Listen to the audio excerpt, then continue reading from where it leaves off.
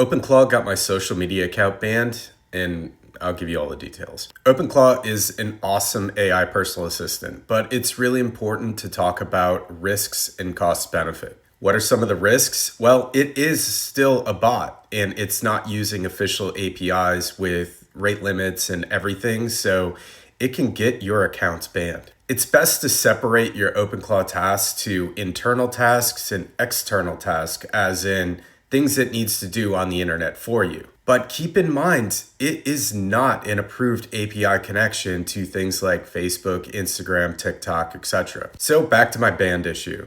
So full disclosure, I gave it access to an old account that I don't use anymore and gave it vague prompts to see what it would do. I explained the reward of what it was trying to accomplish and let it go. Literally 30 minutes later, banned. I wanted to prove that this thing could get your account banned very, very quickly if you give it vague prompts and you don't set rails on it. Now the risk is, do you know every single requirement for every single platform and every single flag that might come up?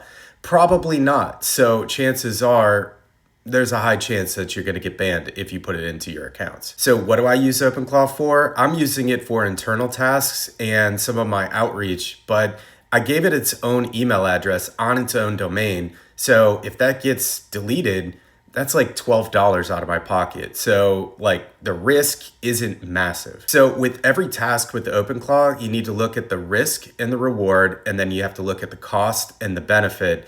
What is the benefit of putting it in there, and what is the risk that you're willing to take? Honestly, you're just best off keeping it as an internal AI personal assistant that's an LLM of everything that you've ever talked about with it.